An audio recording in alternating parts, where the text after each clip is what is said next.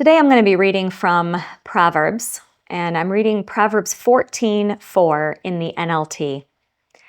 Without oxen, a stable stays clean, but you need a strong ox for a large harvest. Now, this might seem like an odd thing to decide to share today, but the reason why I want to share it is I was reading in my regular reading, and this verse kind of lifted off the page for me on this particular day that I was reading. And the thing about Proverbs, when we're reading Proverbs, is I feel like sometimes you tend to kind of read through it pretty quickly, but the way Proverbs is written, it's so important to take your time because you're not reading a story and you're not reading, one of the books of the law. You're reading a book of wisdom. And the book of wisdom that is Proverbs is written in these short little sayings. And while it's always dangerous to take out one verse and like hold it up and say this, you do kind of have to take these verses and examine them and say, what can I learn about God? Or what might God's Spirit be saying to me in this little snippet? And another thing about Proverbs that you might notice is you might read one verse and then the verse after it or before it might seem totally unrelated.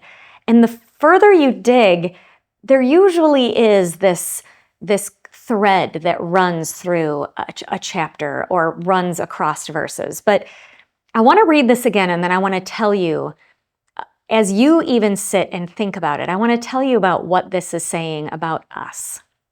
Without oxen, a stable stays clean, but you need a strong ox for a large harvest. We can be convinced that sometimes it's easier to just not engage, to not push, to not work towards solutions. Or even in some cases, you could even ask God if this maybe is saying to you, stay out of relationships. Don't get engaged in your neighbors' lives, and because that can get messy. It can be too messy to start engaging in the lives of other people because, well, it's just cleaner to stay separate. The stable stays clean if you don't have any oxen in it. But the second part of this says, but you need a strong ox for a large harvest. The only way that a harvest happens is if you're willing to get messy. If you're willing to have a stable that's full of those beasts of burden. If you're willing to get out there and get muddy and get rained on and dig in the dirt.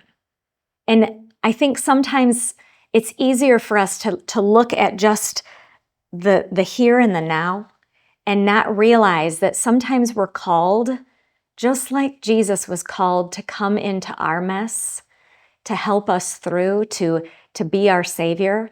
We're called to join the messiness of the world in which we live in order to see a harvest.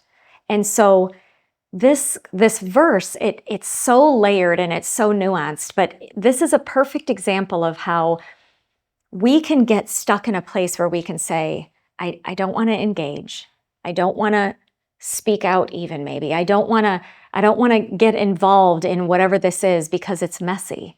It's just cleaner if I just stay to myself, if I sit with my salvation and I don't engage or ask questions or whatever.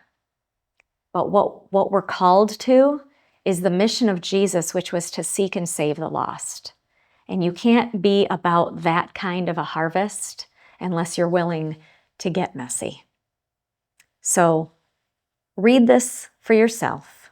And when you read any of these Proverbs, as you sit with them, don't run through it, but sit with it and ask God, what are you saying to me through these words of wisdom? What might He be trying to speak into your heart and into your life through these various sayings and words of wisdom that we find in the book of Proverbs? Have a great week.